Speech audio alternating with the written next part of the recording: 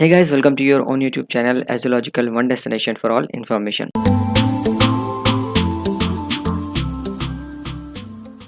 So guys, today we are going to start our last chapter of class 12 history and the name of the chapter is Framing the Constitution. तो guys इस chapter के नाम से आप वाकिफ हो गए होंगे कि ये चैप्टर हमारा कॉन्स्टिट्यूशनल हिस्ट्री के बारे में होने वाला है। और मैं आपको एक चीज़ बताऊं तो ये चैप्टर मेरे काफ़ी करीब है और मेरा काफ़ी फेवरेट भी है। इसका रीज़न ये है कि पहले तो ये आपका चैप्टर जो है वो सबसे लास्ट चैप्टर है और हिस्ट्री की बुक में सबसे लेटेस्ट चैप्टर है। लेटेस्ट कहने का मतलब कि हिस्ट्री में यानी इतिहास के अंदर सबसे लेटेस्ट है आप सबके लिए और हम सब के लिए, इसीलिए ये सबसे ज़्यादा इंटरेस्टिंग चैप्टर है। दूसरी बात गाइज ये है कि हम सब ने पॉलिटिकल साइंस में अच्छा खासा कॉन्स्टिट्यूशन के बारे में पढ़ रखा है, उसकी प्रैक्टिकलिटी के बारे में पढ़ रखा है। अब हम यहाँ पर उसके पीछे की यानी बिहाइंड द सीन जिसे हम कहते हैं आजकल कोड लैंग्वेज में, वो चीज़ हम यहाँ पे पढ़ने वाले हैं। तो मेरे हिसाब से अगर आप इस चैप्टर को लास्ट तक देखेंगे तो आपको सारी की सारी चीज़ें ए से लेकर जेड तक सब आसानी से समझ में आ जाएंगी। बस शर्त यह है कि आप ध्यान से इस चैप्टर को लास्ट तक ज़रूर देखें और जो भी आपको इंपॉर्टेंट पॉइंट्स लगे और जो मैं बताते जाऊँ उसे नोट डाउन ज़रूर करते जाएं। और गाइस इसी के साथ मैं आपको ये बताना चाहूँगा कि ये चैप्टर बहुत स्कोरिंग भी है और काफ़ी नॉलेजेबल भी है। आपके फ्यूचर में अगर आप कोई कंपटीशन में आप एग्जामिनेशन के लिए बैठेंगे तो उसमें भी आपके लिए बहुत ज़्यादा बेनिफिशियल साबित होगा। तो गाइस जैसा कि हम सबको पता है कि हमारा जो कॉन्स्टिट्यूशन है वो भैया 26 जनवरी 1950 को इम्प्लीमेंट किया गया था। अब यहाँ पर जो कॉन्स्टिट्यूशन है वो ऐसा तो नहीं कि एक दिन के अंदर बन के तैयार हो गया हो। आप सबको पता है कि हमारा जो संविधान है वो पूरी दुनिया में सबसे बड़ा संविधान माना जाता है और ये वाजे भी है क्योंकि हमारी कंट्री का साइज और पॉपुलेशन और डाइवर्सिटी और कल्चर भी इतना बड़ा है। तो इसीलिए ये अंडरस्टैंडेबल है हम सब के लिए कि इतना बड़ा हमारा कॉन्स्टिट्यूशन इसी हिसाब से फ्रेम किया गया है। अब मैं जैसे कि मैंने आपको एक पॉइंट बताया कि ये कॉन्स्टिट्यूशन एक दिन में तो नहीं बना होगा, इसके पीछे एक बिहाइंड द सीन स्टोरी है या मैं कहूँ बिहाइंड द सीन आइडियाज हैं, लीडर्स के विजन्स हैं, रेजोल्यूशंस हैं जो हम इस चैप्टर में पढ़ने वाले हैं। तो गाइज जो हमारा कॉन्स्टिट्यूशन फ्रेम किया गया था वो इसी विजन के साथ फ्रेम किया गया था कि डिफरेंट क्लास के लोग, डिफरेंट कम्युनिटीज़ के लोग, डिफरेंट कास्ट के लोग एक साथ मिलकर हमारी कंट्री में रह सके, पीस के साथ, कंपैशन के साथ और एक डेवलपमेंट की राह पर आगे बढ़ सके यानी विकास कर सके। अब जहाँ पे जो बॉडी बनाई गई थी कॉन्स्टिट्यूशन मेकिंग प्रोसेस के लिए कैबिनेट मिशन प्लान के तहत, उस बॉडी का नाम था कॉन्स्टिट्यूएंट असेंबली, जो जिसका नाम आपने 9th 10th में तो सुना ही होगा। तो कॉन्स्टिट्यूएंट असेंबली में जो डिस्कशन होता था प्रोविजंस का वो क्लॉज बाय क्लॉज होता था, यानी यहाँ पर जो भी प्रोविजंस जो भी ड्राफ्ट किया जाता था कमिटीज के द्वारा उन सबको यहाँ पर क्लॉज बाय क्लॉज उसके ऊपर जो कॉन्स्टिट्यूएंट असेंबली के मेंबर्स थे वो डिबेट करते थे। अब यहाँ पे गाइस कुछ इंपॉर्टेंट चीजें हैं जो मुझे आपको बतानी है, जो चैप्टर के शुरुआत में आपको इसलिए बता रहा हूँ क्योंकि ये बेसिक इन्फॉर्मेशन है जो आपको पता होनी ही चाहिए। वो बेसिक इन्फॉर्मेशन गाइस ये है कि आपका जो कॉन्स्टिट्यूएंट असेंबली थी, जो कि आपके हम कह सकते हैं एक तरीके से जो आपकी कॉन्स्टिट्यूएंट असेंबली थी गाइस, यहाँ पर आपका जो प्रोविजंस थे उनको यहाँ पर डिस्कस किया गया था और इसी के थ्रू आपका जो कॉन्स्टिट्यूशन है वो तैयार हुआ। तो गाइस इसका जो प्रोसेस था वो स्टार्ट हुआ दिसंबर 1946 से और खत्म हुआ जाकर दिसंबर 1949 को। और आपने अपने प्रियम्बल जब देखा होगा तो प्रियम्बल में भी नीचे लिखा होता है 26 नवंबर 1949 जिस दिन नेशनल लॉ डे भी बनाया जाता है। तो इसी दिन यहाँ पे कॉन्स्टिट्यूशन को अडॉप्ट किया गया था और 26 जनवरी 1950 को यानी उसके अगले मंथ में कॉन्स्टिट्यूशन को इम्प्लीमेंट कर दिया गया फुली तौर पर यानी पूरे तौर पर। तो हम कह सकते हैं कि यहाँ पर जो कॉन्स्टिट्यूशन था उसका जो टाइम लगा पूरा बनने में वो आपका लगभग 2 साल, ठीक है, 2 साल 11 महीने और 17 या 18 दिन, कोई इसे 17 दिन बोलता है, कोई इसे 18 दिन बोलता है, यानी अप्रोक्सीमेटली आप कह सकते हैं 2 साल 11 महीने 17 दिन या 2 साल 11 महीने 18 दिन, आपका लगभग 3 साल इसमें लग गया था। तीसरी चीज जो मैं आपको बताना चाहता हूं वो ये है कि कॉन्स्टिट्यूएंट असेंबली में यहाँ पर टोटल 11 सेशन हुए थे। कितने सेशन हुए थे? 11 सेशन हुए थे। और ये जो 11 सेशन हुए थे गाइज ये जो है लगभग आपका 165 डेज यहाँ पर जो 11 सेशन थे वो यहाँ पर कॉन्स्टिट्यूएंट असेंबली में कराए गए थे। अब इसके बीच में जो गैप रहता था यानी एक सेशन के दूसरे सेशन के बीच में जो गैप होता था, जैसे मान लीजिए एक सेशन आपका 3 दिन के लिए हुआ, 4 दिन के लिए, उससे ज़्यादा भी हो सकता था। तो अब इसके बाद और सेकंड सेशन शुरू होने से पहले जो बीच में गैप रहता था, उसमें जो भी यहाँ पर फर्स्ट सेशन में मान लीजिए डिस्कस किया गया कि इस चीज़ को हटाना चाहिए, इस चीज़ को रिवाइज करना चाहिए, इस चीज़ को रिफाइन करना चाहिए, वो सारे काम यहाँ पर कमेटीज के द्वारा इस गैप के बीच में किए जाते थे, यानी सेशन के गैप के बीच में वो काम किया जाता था। तो टोटल आपका यहाँ पर 2 साल 11 महीने 17 दिन लगा था कॉन्स्टिट्यूशन पूरा यहाँ पर बनने में। अब गाइज हम बात करते हैं यहाँ पर कि जिस वक्त कॉन्स्टिट्यूशन असेंबली यहाँ पर स्थापित किया गया, एस्टेब्लिश किया गया, उस वक्त हिस्टोरिकल बैकग्राउंड या हम कहें उस वक्त का टाइम कैसा चल रहा था इंडिया में। तो इस चीज तो टाइम से तो आप वाकिफ ही होंगे, क्योंकि हमने पिछले चैप्टर में इसको बहुत अच्छे से कवर किया था 1947 पीरियड तक। और गाइस जैसे मैंने आपको बताया कि दिसंबर 1946 में यहाँ पर कॉन्स्टिट्यूशन असेंबली की स्थापना की गई। तो इस वक्त जो है यहाँ पर जब कॉन्स्टिट्यूशन मेकिंग प्रोसेस शुरू हो गया था, तो वो टाइम काफी टुमल्टस टाइम माना जाता है। ये टुमल्टस आपके लिए हो सकता है नया लफ्ज हो। टुमल्टस का मतलब होता है कि एक नई आवाज उभर कर सामने आना, जो कि लाउड हो, नॉइज हो, या फिर हम कह सकते हैं जो नेगेटिव भी हो, पॉजिटिव भी हो। 15 अगस्त 1947 को आप सबको पता है इंडिया आजाद हुआ, लेकिन डिवीजन के साथ। लोगों के माइंड में अब भी वो सारे इवेंट्स जो है इमेजिनेशन में थे, वो सारे इवेंट्स लोगों के माइंड में मौजूद थे, जो रिसेंटली अभी क्विट इंडिया मूवमेंट हुआ 1942 में, और जो आईएनए यहाँ पर स्थापित की गई थी, लीड किया गया था सुभाष चंद्र बोस के द्वारा, वो रॉयल इंडियन नेवी 1946 उसका इवेंट मुंबई में जो हुआ यहाँ पर, फिर उसके बाद जो वर्कर्स का प्रोटेस्ट था, और बहुत सारे जो इवेंट्स यहाँ पर हुए सबके माइंड में प्रेजेंट थे। अब ये जितने भी अपसर्जेस हुई, प्रोटेस्ट हुई, इन सब ने यहाँ पर गाइस एक हिंदू मुस्लिम यूनिटी का एक तरीके से यहाँ पर इजहार किया, जो सामने निकल कर भी उस वक्त आया था। लेकिन कांग्रेस और मुस्लिम लीग यहाँ पर फेल हो गई किसी भी सेटलमेंट तक पहुंचने के लिए, जो कि रिलीजियस कंसिलिएशन और सोशल हार्मनी ला सके। यानी कांग्रेस और मुस्लिम लीग यहाँ पर यूनाइट करने में फेल हो गई। उसके बाद आप सबको पता है ग्रेट कैलकाटा किलिंग्स हुई अगस्त 1946 में, जहां पर आप सबको पता है कि कलकत्ता में बहुत सारे राइट्स हुए, और फिर उसके बाद यहाँ पर वो राइट्स जो थे, दंगे जो थे, वो नॉर्दर्न ईस्टर्न इंडिया तक पहुंच गए। अभी जो वायलेंस, ये जो हिंसा कल्मिनेट हुई, वो मसाकरे की फॉर्म में बदल गई। फिर उसके बाद यहाँ पर मास मूवमेंट हुआ, यानी जो ट्रांसफर था पॉपुलेशन का, वो बहुत ज्यादा मात्रा में होने लगा एक जगह से दूसरी जगह पर, जब पार्टीशन इंडिया में अनाउंस किया गया था। तो हम कह सकते हैं कि कुल मिला के जब कॉन्स्टिट्यूएंट असेंबली स्थापित किया गया, या उससे पहले या उसके बाद में, उसके बीच में, ये बाकी जो उसके पीछे चल रही थी कहानी, यानी पार्टीशन की, और बहुत सारी यहाँ पर डिस्टर्बेंस भी हमें देखने को मिली, और वाकई में हम कह सकते हैं कि वो एक टुमल्टस टाइम था। फिर उसके बाद गाइज यहाँ पर इंडिपेंडेंट नेशन फॉर्म हुए, और आप सबको पता है उसमें 3 मेजर प्रॉब्लम सामने निकल कर आई।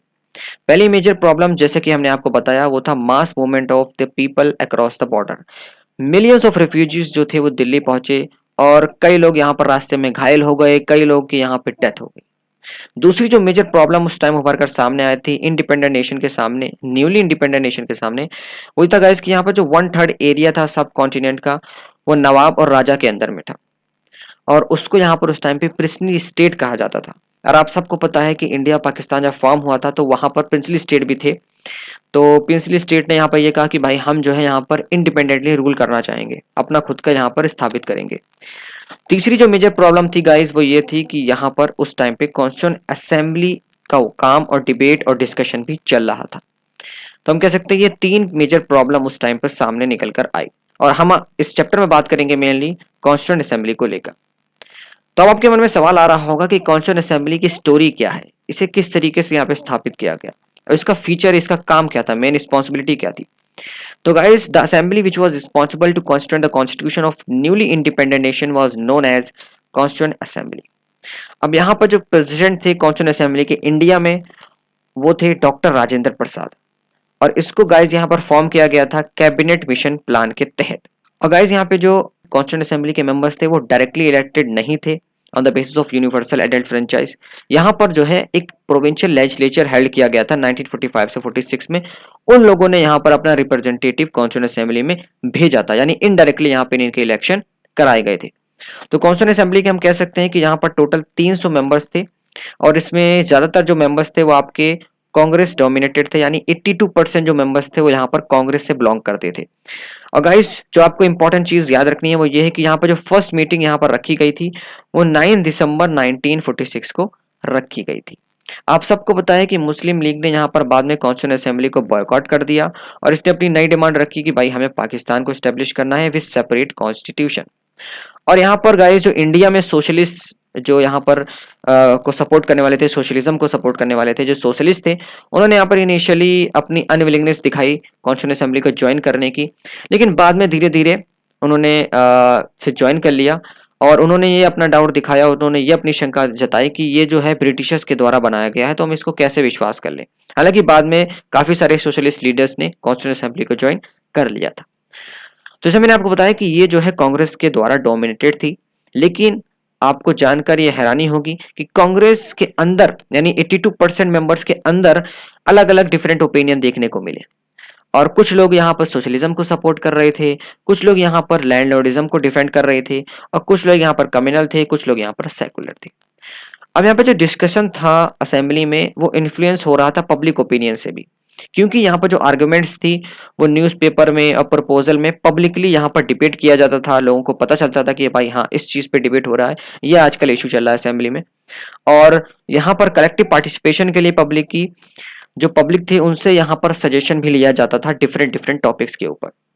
फिर उसके बाद यहाँ पर लिंग्विस्टिक माइनॉरिटीज भी थी जिनको अपनी मदर टंग की प्रोटेक्शन चाहिए थी। रिलीजियस माइनॉरिटीज थी जो कि यहाँ पर अपने स्पेशल सेफ गार्ड की डिमांड कर रहे थे। दलित थे वो अपने यहाँ पर जो उनके साथ ऑपरेशन हुआ है यानी अत्याचार हुआ है उसके खिलाफ यहाँ पर इसको एंड करने की मांग कर रहे थे और गवर्नमेंट बॉडीज में रिजर्वेशन ऑफ सीट्स की मांग कर रहे थे। फिर उसके बाद गाइज यहाँ पे जो कल्चर राइट्स था उसके इंपॉर्टेंट इश्यूज यहाँ पर सामने आए, सोशल जस्टिस के जो यहाँ पर सामने आए उभरकर, और वो सब यहाँ पर पब्लिकली उनको डिस्कस किया गया, डिबेट किया गया असेंबली में। फिर उसके बाद गाइज यहाँ पर कॉन्स्टिट्यूंट असेंबली में कुछ डोमिनेंट वॉइस यानी कुछ डोमिनेंट लीडर्स थे या मैं कहूँ इंपॉर्टेंट लीडर्स थे जो उभर कर सामने आए थे। आप सबको जैसे कि हमने बताया कि यहाँ पर जो कॉन्स्टिट्यूंट असेंबली में 300 मेंबर्स थे, इसमें से 6 मेंबर्स थे जिनका यहाँ पे बहुत ही इंपॉर्टेंट रोल रहा है। पहले जो हमारे यहाँ पे गाइज लीडर थे या मेंबर थे वो थे जवाहरलाल नेहरू। जवाहरलाल नेहरू ने गाइज यहाँ पे सबसे पहले ऑब्जेक्टिव रेजोल्यूशन प्रस्तुत किया यानी प्रेजेंट किया असेंबली में, और इसी रेजोल्यूशन में guys national flag of India का जो डिजाइन था जो रखा गया था जिसमें सैफरन, वाइट, डार्क ग्रीन, इस तरीके से जो हमारा यहाँ पे हम कह सकते हैं 3 कलर है और बीच में जो हमारी नेवी ब्लू व्हील है वो डिजाइन यहाँ पर इसी ऑब्जेक्टिव रेजोल्यूशन में प्रेजेंट किया गया था। जो यहाँ पर दूसरे मेंबर थे वो थे सरदार वल्लभ भाई पटेल, जिन्होंने यहाँ पर बहुत ज्यादा मेहनत की थी प्रिंसली स्टेट को एकजुट करके एक नेशन की फॉर्म में बनाने की, यानी उन सबको नेशन में ज्वाइन करने की। फिर उसके बाद गाइज यहाँ पे हमारे प्रेसिडेंट थे जिन्होंने यहाँ पर जो पूरा प्रोसेस था कॉन्स्टिट्यूंट असेंबली का उसको हेड किया और ये इंश्योर किया कि हर एक मेंबर को यहाँ पर मौका मिला है अपनी बात को रखने के लिए। फिर उसके बाद गाइज यहाँ पे जो हमारे अगले मेंबर थे वो थे B.R. अम्बेडकर। B.R. अम्बेडकर आप सबको पता है काफी फेमस लॉयर थे और इकोनॉमिस्ट थे, और यहाँ पर इन्होंने यूनियन कैबिनेट को ज्वाइन किया था जब यहाँ पर यूनियन कैबिनेट फॉर्म की गई थी on the advice of Mahatma Gandhi, यानी महात्मा गांधी ने इन्हें सलाह दी तो इन्होंने यहाँ पर यूनियन कैबिनेट को ज्वाइन किया था। और गाइज ये जो थे वो ड्राफ्टिंग कमेटी के भी चेयरमैन थे। ड्राफ्टिंग कमेटी वही कमेटी थी जिसने यहाँ पर कॉन्स्टिट्यूशन को ड्राफ्ट किया था। फिर उसके बाद गाइज यहाँ पे जो हमारे अगले मेंबर थे वो थे K.M. मुंशी, और ये गाइज यहाँ पर ये गुजरात से बिलोंग करते थे और एक तरीके से ये ड्राफ्टिंग कमेटी के भी इंपॉर्टेंट मेंबर माने जाते हैं। फिर उसके बाद गाइज यहाँ पे थे हमारे अलादी कृष्णा स्वामी अय्यर, ये जो थे ये मद्रास से बिलोंग करते थे और ये भी एक ड्राफ्टिंग कमेटी के इंपॉर्टेंट मेंबर थे। फिर उसके बाद गाइज यहाँ पे 2 सिविल सर्वेंट्स भी काफी ज्यादा फेमस यहाँ पर माने जाते हैं जिनका यहाँ पे बहुत इंपॉर्टेंट रोल रहा है। पहले जो थे वो हमारे कॉन्स्टिट्यूशनल एडवाइजर थे उस टाइम पे जिनका नाम था B.N. राव, और इन्होंने यहाँ पे बहुत सारे बैकग्राउंड पेपर्स वगैरह थे वो यहाँ पर प्रिपेयर किए थे। फिर उसके बाद जो हमारे दूसरे सिविल सर्वेंट थे वो थे S.N. मुखर्जी। इनकी ये एबिलिटी थी बहुत खास कि ये कॉम्प्लेक्स से कॉम्प्लेक्स प्रपोजल को एक क्लियर और सिंपल लीगल लैंग्वेज में कन्वर्ट करके आराम से लिख सकते थे। तो गाइज ये इंपॉर्टेंट पर्सनैलिटीज हैं जो आपको याद भी रखनी है। अब गाइज यहाँ पे कुछ फैक्ट्स हैं कॉन्स्टिट्यूशन के बारे में, और हम कह सकते हैं कॉन्स्टिट्यूशन का बैकग्राउंड है जो आपको पता होना चाहिए और मैंने यहाँ पे नोट डाउन भी किया है। पहला यह कि भाई कॉन्स्टिट्यूंट असेंबली की जो पहली मीटिंग थी वो 9 दिसंबर 1946 को रखी गई थी on the basis of cabinet mission plan. ये काफी इंपॉर्टेंट है, मैं तो कहूँ ये पूरी सारी चीजें जो मैंने यहाँ पे आपको नोट डाउन करवाई है वो सारी इंपॉर्टेंट है। मेंबर गाइज यहाँ पे शुरुआत में 389 थे, पीछे हमने 300 इसलिए लिखे हैं क्योंकि बाद में यहाँ पर जो 89 थे और बाकी जो थे वो पाकिस्तान चले गए थे। फिर उसके बाद आप सबको पता है प्रेसिडेंट यहाँ पर हमारे डॉक्टर राजेंद्र प्रसाद थे। Head of drafting committee B R Ambedkar थे। Constitutional adviser B N Rao. और यहाँ पे जो ऑब्जेक्टिव रेवोल्यूशन रेजोल्यूशन जो पास किया गया, जहाँ मैं कहूँ प्रेजेंट किया गया था जवाहरलाल नेहरू के द्वारा, वो किया गया था 13 दिसंबर 1946 को। और पहले यहाँ पे जो मीटिंग हुई वो हुई 9 दिसंबर को उसी साल में। ड्यूरेशन गाइस यहाँ पे बताया जाता है 2 साल 11 महीने 18 दिन या फिर 2 साल 11 महीने 17 दिन। वैसे ज्यादातर यहाँ पे 17 दिन ही लिखा जाता है। कॉन्स्टिट्यूशन गाइस यहाँ पे जो है आपका कंप्लीट हुआ था 26 नवंबर 1946 को कंप्लीट हुआ था। फिर उस पर इम्प्लीमेंट किया गया 26 जनवरी 1950 को। जैसे मैंने आपको बताया कॉन्स्टिट्यूशन असेंबली में 11 सेशन थे, 165 डेज यहाँ पे सिटिंग हुई थी। यहाँ पे जो इंतरिम गवर्नमेंट थे उसके हेड यहाँ पे जवाहरलाल नेहरू को बनाया गया। जवाहरलाल नेहरू की यहाँ पे स्पीच थी काफी फेमस 14 अगस्त को, जिसको यहाँ पे कहा जाता है we made a tryst with destiny, इस टाइटल के साथ याद किया जाता है। फिर उसके बाद गाइस यहाँ पे मॉन्टेग शेमफॉर्म रिफॉर्म 1919 एक्ट, जिसने यहाँ पर लेजिस्लेटिव असेंबलीज में रिप्रेजेंटेशन को अलाउ किया उस टाइम पे। और मुस्लिम लीग ने गाइस यहाँ पे जो इंतरिम गवर्नमेंट फॉर्म की गई थी शुरुआत में, वो यहाँ पर ज्वाइन किया था 13 अक्टूबर 1946 को। मुझे उम्मीद है ये सब आपने नोट डाउन कर लिया होगा। अब गाइस यहाँ पे बात करते हैं कि कॉन्स्टिट्यूशन को बनाने का विजन क्या था। तो गाइस विजन तो यहाँ पे शुरू हो गया था पहली मीटिंग से, और पहला जो ऑब्जेक्टिव रेजोल्यूशन प्रेजेंट किया गया था उससे 13 दिसंबर 1946 को। मैं कह सकता हूँ कि हम कह सकते हैं कि ये जो रेजोल्यूशन था वो एक मोमेंटस रेजोल्यूशन था, जिसने यहाँ पर पूरे कॉन्स्टिट्यूशन के आउटलाइन या आइडियाज को डिफाइन किया था ऑफ इंडिपेंडेंट इंडिया, और एक फ्रेमवर्क प्रोवाइड किया गया जिसके अंतर्गत यहाँ पर कॉन्स्टिट्यूशन जो मेकिंग प्रोसेस है उसको प्रोसीड किया जा सके। It considered moments resolute because of these की आइडियाज। इसमें ये 3 की बहुत इंपॉर्टेंट आइडियाज थे जो कि आप सबको पता होना चाहिए। पहला आइडिया गाइस इसमें यह था कि इसने प्रोक्लेम किया इंडिया को to be independent sovereign republic. दूसरा था कि it guarantee its citizen justice equality and freedom. 3 important यहाँ पर वैल्यूज थी। फिर उसके बाद it assured educate safeguard for minorities backward tribal and depress and other backward classes. फिर फोर्थ इंपॉर्टेंट है, हालांकि ये आप याद भी रख सकते हैं कि इस आउटलाइन में जो ऑब्जेक्टिव थे ये यहाँ पर हम कह सकते हैं कि एक हिस्टोरिकल पर्सपेक्टिव के हिसाब से ऑब्जेक्टिव रेजोल्यूशन यहाँ पर इस चीज को तैयार किया गया और इसी हिसाब से नेहरू जी ने भी इसको प्रेजेंट किया था। अब गाइज यहाँ पर बात की गई कि जो कॉन्स्टिट्यूशन ऐसा कहा जाता है कि इसमें कई सारे प्रोविजंस बाहर से लिए गए हैं, तो उसके ऊपर भी यहाँ पर जो है वजह, इसके ऊपर भी यहाँ पर बातचीत हुई कि referring to the American and French revolution, जहां से हम कह सकते हैं एक लॉन्ग हिस्ट्री सामने निकल कर आई लिबर्टी और फ्रीडम की, और जो मोमेंटस नेचर था इंडियन प्रोजेक्ट का वो इसी को लिंक करते हुए यहाँ पर पास्ट में इसी के ऊपर बात की गई, शुरुआत की गई इसी से। लेकिन नेहरू ने यहाँ पर ये नहीं कहा कि हम अगर प्रोविजंस इनसे ले रहे हैं या लिबर्टी इक्वालिटी की वैल्यूज ले रहे हैं, तो उन्होंने कहा कि आई वुड नॉट सजेस्ट कि हाँ ये चीज़ यानी कि फ्रेंच रेवोल्यूशन या हम कह सकते हैं अमेरिकन रेवोल्यूशन हमें कोई ब्लूप्रिंट प्रोवाइड करता है प्रेजेंट फॉर्म में। इससे हम कुछ ना कुछ आइडिया ले सकते हैं सिर्फ, यानी सीख सकते हैं। एक स्टोरी होती है, स्टोरी से हम सीख सकते हैं कहानी से, लेकिन हम ये नहीं कह सकते कि इससे हमने पूरा छाप लिया या कॉपी कर लिया या इससे हमने ब्लूप्रिंट अपना हासिल कर लिया जिसको हम सीधा सीधा अप्लाई कर सकते हैं। ऐसा नहीं है, हम सिर्फ इसे सीख सकते हैं, फिर अपने हिसाब से चीज़ों को फ्रेम करके अप्लाई कर सकते हैं। He did not define the specific form of democracy। उन्होंने कहा कि उन्होंने कहा कि यहाँ पे हम कोई स्पेसिफिक फॉर्म ऑफ डेमोक्रेसी को डिफाइन नहीं कर सकते, लेकिन उन्होंने एक चीज यहाँ पे सजेस्ट की कि हम यहाँ पर डेमोक्रेसी को थ्रू डेलिब्रेशन, यानी डेलिब्रेशन के थ्रू हम यहाँ पर इसको फॉर्म कर सकते हैं। उन्होंने इस चीज पे स्ट्रेस किया काफी कि जो हमारे कॉन्स्टिट्यूशन के आइडियल्स हैं, प्रोविजंस हैं जो इंडिया में इंट्रोड्यूस किए गए हैं, वो यहाँ पर कहीं और से ड्राइव नहीं किए जा सकते। उन्होंने यहाँ पर एक इंपॉर्टेंट चीज बोली, वो ये कि we are not going just to copy the system of government establish in India, he declare, had to fit in the temper of our people and acceptable to them. It was necessary to learn from the people of the West, from their achievement and failure, but the Western nation too had to learn from their experiment elsewhere। उन्होंने कहा कि ये अच्छी बात है, ये necessary है कि हम वेस्ट के लोगों से सीखें, वेस्टर्न नेशन से, उनके अचीवमेंट से, उनके फेलियर से, लेकिन जो उन्होंने एक्सपेरिमेंट किया है या मैं कहूँ जो उन्होंने लर्न किया है वो भी किसी न किसी एक्सपेरिमेंट से सीखा ही होगा। तो ये चीज़ यहाँ पे जवाहरलाल नेहरू ने पॉइंट आउट की। अब उसके बाद गाइज यहाँ पे अगर हम बात करें कि जो मेंबर्स थे उनका यहाँ पे क्या एनवायरनमेंट था, तो यहाँ पे सोमनाथ लाहिरी जी एक कम्युनिस्ट मेंबर थे। इन्होंने कहा कि we Indian need to be free from British influence. He further said कि कॉन्स्टिट्यूंट असेंबली जो है वो ब्रिटिशर्स के द्वारा बनाई गई है और ब्रिटिश के प्लान से ही चल रही है। तो मुझे नहीं लगता कि भाई यहाँ पर जो कॉन्स्टिट्यूंट असेंबली है फ्री है या इसमें कुछ इंडिपेंडेंस है। तो उस टाइम पे जवाहरलाल नेहरू थे, उन्होंने कहा कि आपका रिस्पॉन्स जो है, जो आपकी बात है वो बिल्कुल सही है कि भाई ब्रिटिश गवर्नमेंट तो एक मेजर रोल प्ले कर ही रही है कॉन्स्टिट्यूशन असेंबली की बर्थ में, या हम कहें कॉन्स्टिट्यूशन असेंबली को बनाने में, और इस असेंबली के साथ काफ़ी सारी कंडीशन भी लगी हुई हैं। लेकिन उन्होंने ये भी कहा कि we have met because of the strength of the people, हम यहाँ पे लोगों की स्ट्रेंथ की वजह से ही यहाँ तक पहुंचे हैं, जो हमारे पीछे हैं उन लोगों की वजह से। We shall go as far as people wish to go along with, और हमें उसी हिसाब से चलना चाहिए जितना लोग चाहते हैं, जितना लोगों ने हमें यहाँ तक पहुंचाया है वहीं तक हमें यहाँ पर जाना चाहिए। ही believe that member of the assembly were elected by provincial legislature and provincial legislature is elected by Indian people. भाई जो हम यहाँ पे मेंबर है कॉन्स्टिट्यूशन असेंबली के, वो इलेक्ट किए गए हैं प्रोविंशियल लेजिस्लेचर से। अब प्रोविंशियल लेजिस्लेचर यहाँ पे इलेक्ट किया गया है इंडियन लोगों से, यानी इंडियन पीपल से। सो हेयर हम यहाँ पर अपने कंट्रीमैन को ही रिप्रेजेंट कर रहे हैं। तो हम कह सकते हैं कि जो कॉन्स्टिट्यूशन असेंबली है उससे यहाँ पे एक्सपेक्टेशन लगाई जा सकती है कि वो यहाँ पर हमारे लोगों की एस्पिरेशन को पूरा करेगा।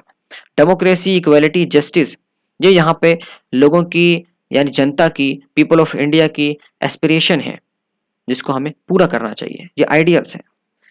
तो गैस ये यहाँ पर जो हम कह सकते हैं शुरुआत का एनवायरनमेंट था, या हम कहें अपोजिशंस थे, क्रिटिक्स थे, वो यहाँ पर ऐसे रखे गए थे। अब अगर हम बात करें कि जो उस टाइम पे लोगों के राइट्स थे, या जो हम राइट्स की आज बात करते हैं, वो किस तरीके से फॉर्म किए गए, तो गैस यहाँ पे जो तरीका था राइट्स को डिफाइन करने का लोगों का, वो काफी डिफरेंट था।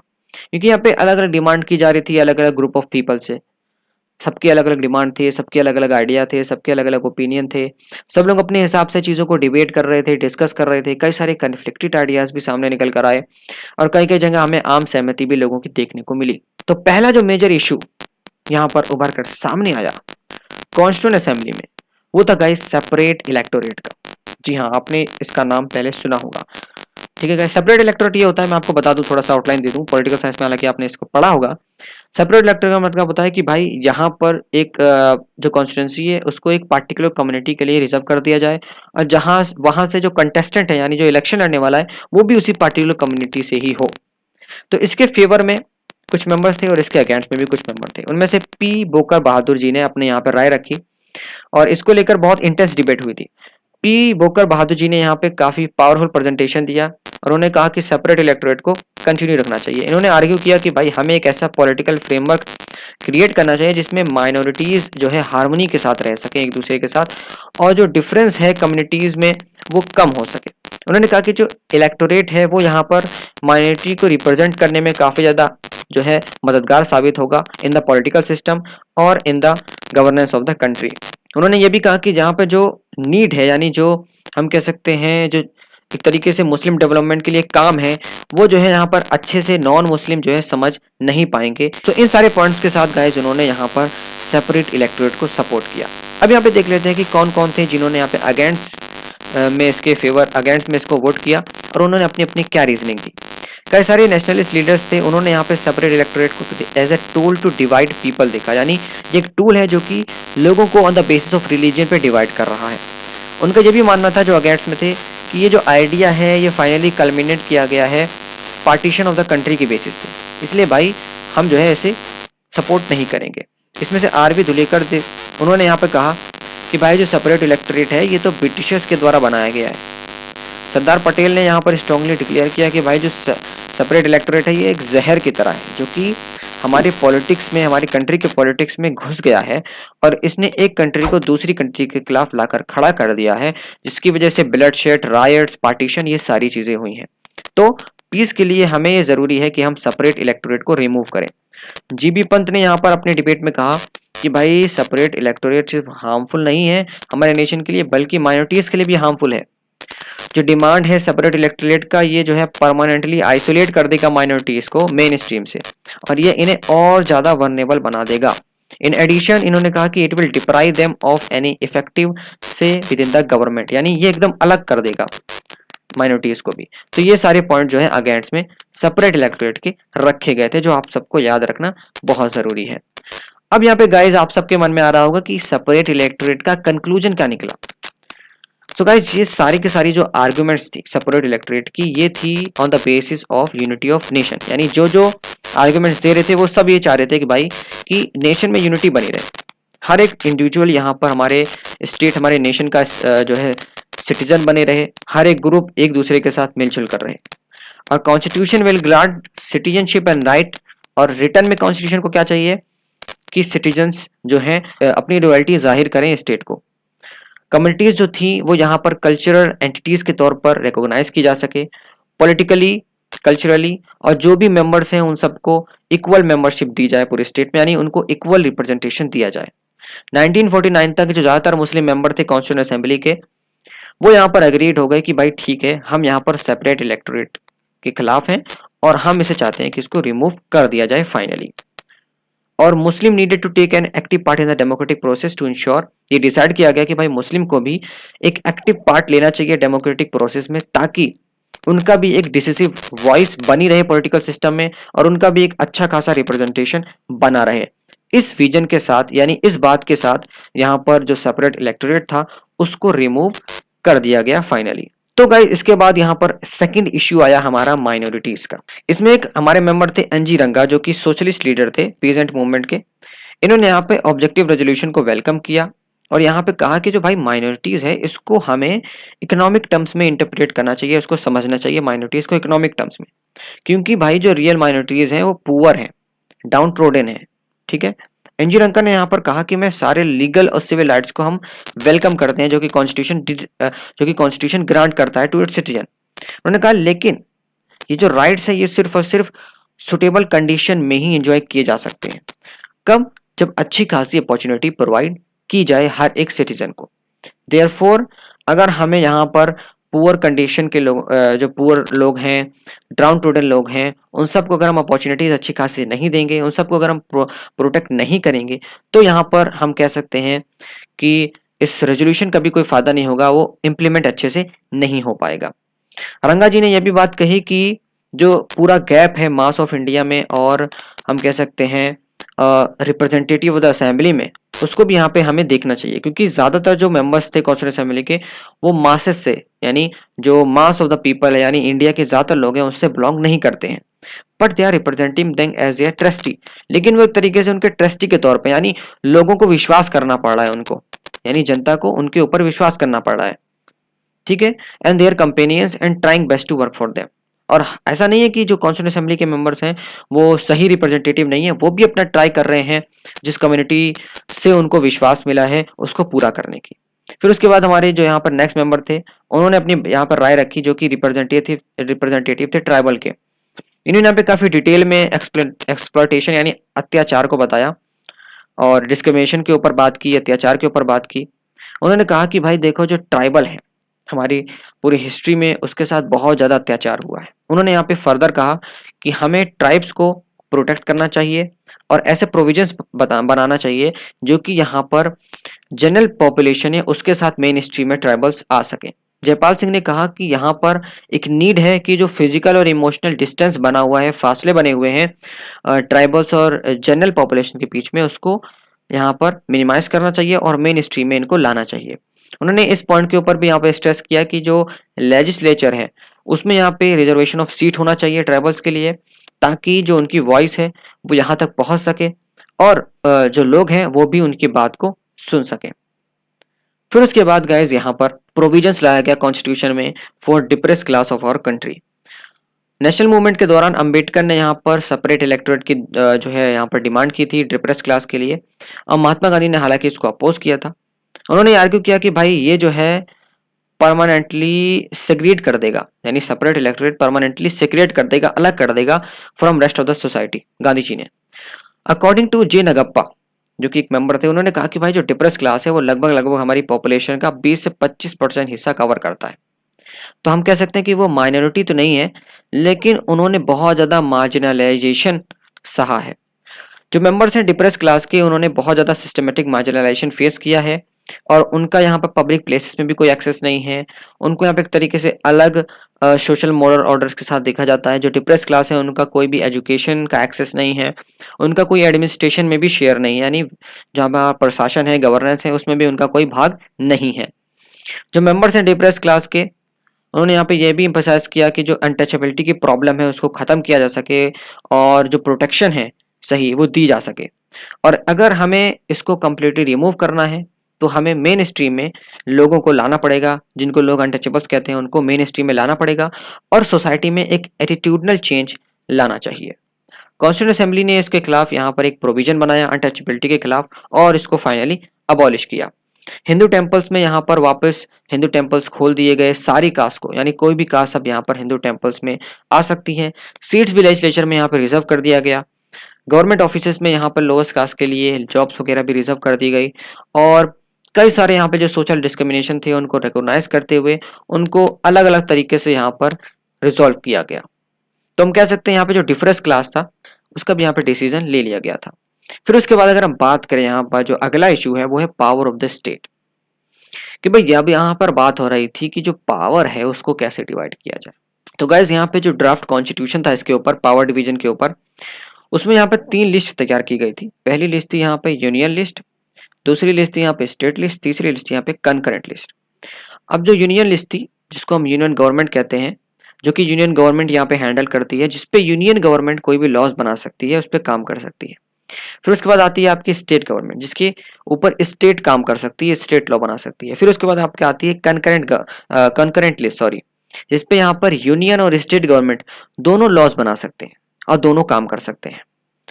अब यहाँ पे गाइस देखने वाली बात ये थी कि जो ज्यादातर आइटम्स थे यानी ज्यादातर चीजें थी वो यूनियन लिस्ट में थी और इंडिया में यूनियन गवर्नमेंट को जो है यहाँ पर मोर पावरफुल बनाया गया ताकि ये पीस सिक्योरिटी इंश्योर कर सके और जो वाइटल इंटरेस्ट है लोगों का उसमें यहाँ पे कोऑर्डिनेट कर सके और पूरी कंट्री के लिए इंटरनेशनल स्फीयर में रिप्रेजेंट कर सके, बोल सके।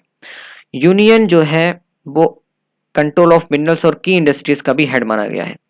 आर्टिकल 356 में यूनियन को पावर दी गई है कि वो यहाँ पे यानी सेंटर को कि वो यहाँ पर किसी भी स्टेट एडमिनिस्ट्रेशन को टेक ओवर कर सकता है अगर उसे लगता है कि यहाँ पे जो स्टेट गवर्नमेंट है या स्टेट मशीनरी है वो सही से काम नहीं कर रही है। तो हाउएवर कुछ कई सारे टैक्सेस हैं, कई सारी पावर्स हैं जो दी गई हैं, जैसे कि यहाँ पर लैंड और प्रॉपर्टी टैक्सेस की बात करें, सेल टैक्स की बात करें और अगर हम बात करें लिक्विड की यानी शराब के ऊपर जो टैक्स लगता है, तो वो ये सारे के सारे सिस्टम जो था वो यहाँ पर स्टेट गवर्नमेंट के द्वारा लिवाई किया जा सकता था इन सारे टैक्सेस के ऊपर और उन्हीं के द्वारा कलेक्ट किया जा सकता था।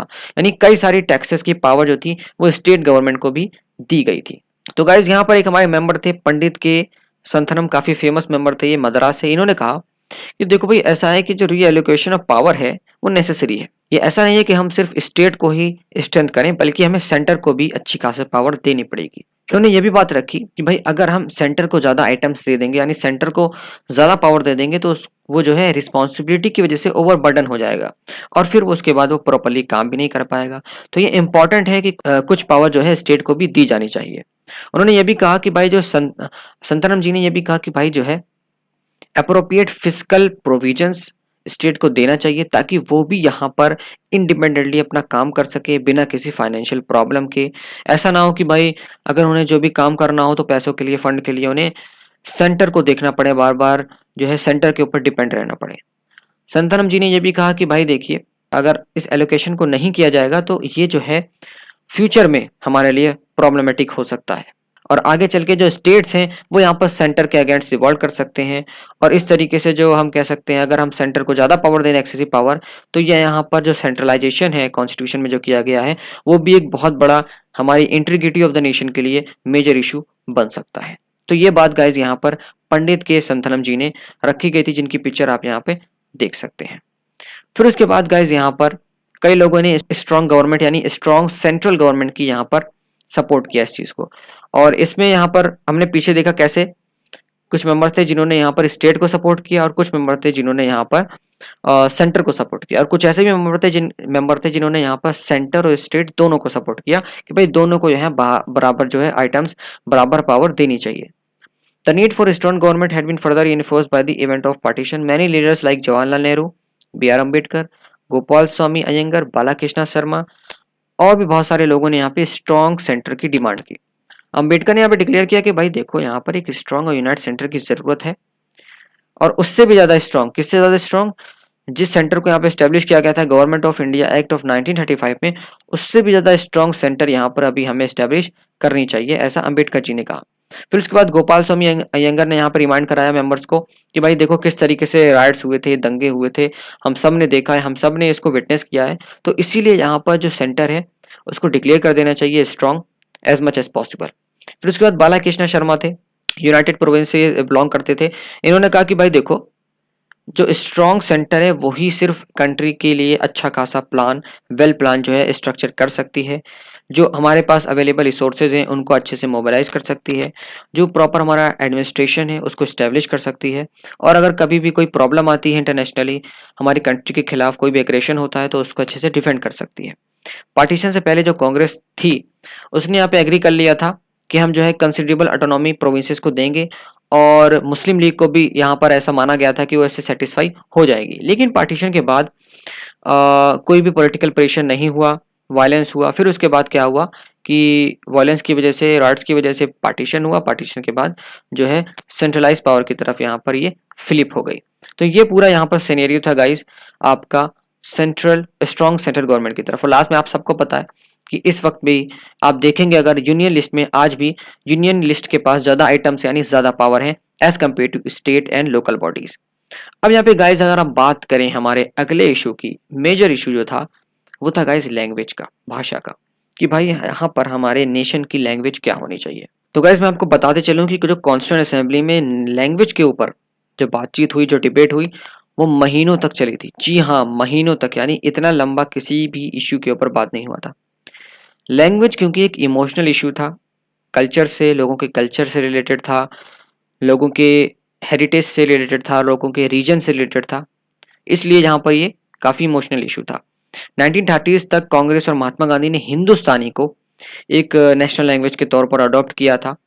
अब जो हिंदुस्तानी थी वो इजी टू अंडरस्टैंड थी और पॉपुलर लैंग्वेज थी among large section of India, because इसमें बहुत सारे उर्दू के वर्ड्स भी थे, बहुत सारे जो डिफरेंट डिफरेंट लैंग्वेज के वर्ड्स होते हैं वो सब यहाँ पर मिक्स थे। और इसने जो है ये डेवलप जो हुआ था वो by the interaction of diverse culture और लैंग्वेज से ही डेवलप हुआ। तो अनफॉर्चुनेटली लेकिन यहाँ पर क्या हुआ कि कम्युनल पॉलिटिक्स, जो हिंदुस्तानी लैंग्वेज डेवलप हुई थी, कम्युनल पॉलिटिक्स उसको खा गई। ग्रेजुअली क्या हुआ कि हिंदी और उर्दू धीरे धीरे अलग होना स्टार्ट हो गई, और जो हिंदी थी उसमें संस्कृताइज होना शुरू हो गया, यानी संस्कृत के वर्ड ज़्यादा आने लगे, और हिंदी में पर्शियनाइज यानी पर्शियन के लफ्ज़ ज़्यादा आने लगे। इवन देन तब भी महात्मा गांधी को भी विश्वास था हिंदुस्तानी के ऊपर। उन्होंने कहा कि भाई मुझे ऐसा लगता है कि हिंदुस्तानी जो लैंग्वेज है वो एक कंपोजिट लैंग्वेज है और हम सबको इसे अडॉप्ट करना चाहिए। तो गाइस यहाँ पर कई लोगों ने, उसके बावजूद भी हालांकि कई मेंबर्स ऐसे थे जिन्होंने यहाँ पर अपनी रीजनिंग के हिसाब से हिंदी को एज अ नेशनल लैंग्वेज के तौर पर सपोर्ट किया। उसमें थे आर.वी. धुलेकर, जो कि हमारे कॉन्स्टिट्यूएंट असेंबली के मेंबर थे। इन्होंने यहाँ पे एक स्ट्रॉन्ग प्ली रखी, यानी स्ट्रॉन्ग सपोर्ट रखा कि हिंदी को नेशनल लैंग्वेज बनाया जाए और इसी हिसाब से यहाँ पर कॉन्स्टिट्यूशन को बनाना चाहिए। अब इसके खिलाफ कई सारे अपोजिशन भी आए। लैंग्वेज जो कमेटी थी असेंबली की, उसने यहाँ पे इसके ऊपर रिपोर्ट तैयार की जिसमें ये प्रोविजंस यहाँ पे गाइस रखे गए। कौन से provision? It try to resolve the issue by deciding कि भाई जो हिंदी है वो देवनागरी स्क्रिप्ट में रहेगी और इसको एक ऑफिशियल लैंग्वेज माना जाएगा, ना कि नेशनल लैंग्वेज। फिर उसके बाद ये बताया गया कि देखिए जो हिंदी यूज करने का हम कह सकते हैं प्रोसेस है, वो अभी नहीं, अभी तो फिलहाल जो है यहाँ पर इंग्लिश को हम ऑफिशियल लैंग्वेज इस्तेमाल करेंगे 15 साल के लिए, यानी इंडिपेंडेंस के बाद शुरुआती 15 सालों में हम सिर्फ और सिर्फ इंग्लिश को ही इस्तेमाल करेंगे एज एन ऑफिशियल लैंग्वेज। बाद में धीरे धीरे ग्रेजुअली हिंदी को हम इस्तेमाल करना स्टार्ट करेंगे। फिर इसके बाद गाइस यहाँ पे प्रोविजंस भी बनाए गए कि हर एक प्रोविंस को, यानी हर एक स्टेट को ये आज़ादी है कि वो खुद की ऑफिशियल लैंग्वेज जो है यहाँ पर इस्तेमाल कर सकती है, चूज कर सकती है। तो ये जो है यहाँ पर रिपोर्ट तैयार की गई लैंग्वेज कमेटी के द्वारा और इसी को यहाँ पर इम्प्लीमेंट किया गया। लेकिन गाइस उस बीच में आपको ये बताते चलूं कि लोगों में डर था कि कहीं आगे चल के हिंदी जो है वो डोमिनेट ना कर दे। तो उसी को लेकर यहाँ पे एक हमारे मेंबर थे SG दुर्गा भाई। इन्होंने कहा कि भाई देखो, जो हिंदी है वो हमें नहीं ये क्योंकि साउथ इंडिया से बिलोंग करते थे, तो इन्होंने यहाँ पर हिंदी के अगेंस्ट यहाँ पर अपनी बात रखी। इन्होंने कहा कि एक फियर है यहाँ पे लोगों में कि जो हिंदी है वो कहीं ना कहीं हमारे प्रोविंशियल लैंग्वेज को डोमिनेट ना कर दे, क्योंकि अगर हमारी प्रोविंशियल लैंग्वेज को इसने डोमिनेट किया तो जो हमारी जड़ें हैं, जो हमारी लैंग्वेज के साथ, प्रोविंशियल लैंग्वेज के साथ जुड़ी हुई है, वो कहीं टूट ना जाए। She had accepted Hindustani as language of people. उन्होंने कहा कि मैं हिंदुस्तानी लैंग्वेज को तो एक्सेप्ट कर लूंगी, लेकिन जो लैंग्वेज है वो अब चेंज हो चुकी है। मैंने बताया आपको कि कम्युनल पॉलिटिक्स की वजह से हिंदी और उर्दू जो है अलग होना स्टार्ट हो गई। हिंदी में अपना संस्कृत के वर्ड ज़्यादा लगे, उर्दू में पर्शियन के वर्ड ज़्यादा लगे। तो उन्होंने कहा कि मैं हिंदुस्तानी एक्सेप्ट कर लेती, लेकिन अब वो चेंज हो गई है लैंग्वेज, अब वो कंपोजिट लैंग्वेज नहीं रही। उन्होंने कहा कि ये मूव जो है वो हमारी इंक्लूसिव और कंपोजिट कैरेक्टर है हिंदुस्तानी का, उसको बर्बाद कर देगा। और इसी की वजह से एंजाइटी जो थी, जो फियर था, वो उस टाइम पे लोगों के माइंड में, डिफरेंट ग्रुप ऑफ पीपल में यहाँ पर उभर कर सामने आया। फिर उसके बाद हमारे जो अगले मेंबर थे श्री शंकर राव देव बॉम्बे से, उन्होंने यहाँ पे कहा कि भाई देखो, एज अ कांग्रेसमैन और as a follower of Mahatma Gandhi, मैं जो है हिंदुस्तानी को जो एज अ लैंग्वेज है वो एक्सेप्ट कर लेता हूँ, नेशनल लैंग्वेज। लेकिन उन्होंने एक चीज़ यहाँ पे बताई, उन्होंने कहा कि मैं वार्न करता हूँ कि अगर आपको मेरा हिंदी के लिए फुल सपोर्ट चाहिए, तो आपको कुछ ऐसा नहीं करना चाहिए जिसकी वजह से मुझको शक हो या मेरे मन में फियर बैठे कि कहीं ये डोमिनेट ना कर दे। फिर उसके बाद यहाँ पर टीए रामलिंगम चेट्टियार, जो कि मद्रास से बिलोंग करते थे, उन्होंने यहाँ पे अपनी बात रखी। उन्होंने कहा भाई देखो, जो भी करना है करिए, लेकिन सावधानी के साथ, कॉशन के साथ।